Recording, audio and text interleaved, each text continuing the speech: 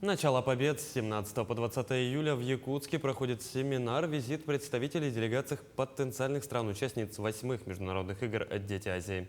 Мероприятие проводится с целью ознакомления с организационными моментами проведения соревнований. С гостями встретилась наш корреспондент Мария Кардашевская.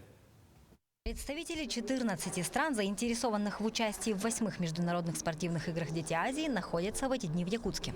На встрече с президентом Международного комитета игр Владимиром Максимовым делегаты смогли напрямую задать интересующие их вопросы касательно логистики, спортивной инфраструктуры, а также условий проживания и питания спортсменов. В любом случае в требованиях по, скажем так, наделению правом проведения игр организационных комитетов имеется такой пункт, как наследие игр.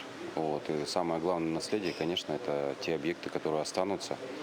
Игры пройдут, наследие должно работать для населения. И я думаю, что та подготовка, которая ведется сегодня, она даст хороший задел на качественное и эффективное наследие после игр. Также делегаты посетили спортивные объекты, на которых будут проходить состязания. Среди объектов Центр спортивной подготовки «Триумф», спортивные комплексы «Дохсун» и «Модун», также стадион Туймада и плавательный бассейн «Чолбон». Всего для проведения соревнований по 24 видам спорта будут задействованы 16 объектов. В большинстве из них сейчас идет ремонт, и все они будут к следующему году готовы принять гостей.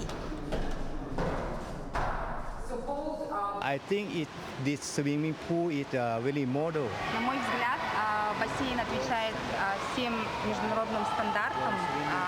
Здесь удобно и хорошо проводить международные соревнования для детей. It's okay. It's good enough for the children game.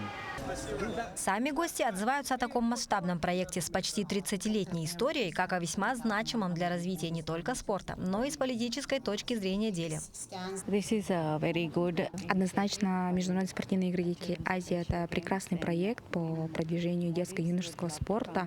И, конечно, было бы отлично, если наша страна приняла бы участие. И еще очень интересными являются отдельные образовательные проекты Международного комитета «Дети Азии». Очень интересно было бы отправить и спортсменов, и тренеров на такие мероприятия. 8-е международные спортивные игры «Дети Азии» пройдут в Якутске с 25 июня по 7 июля.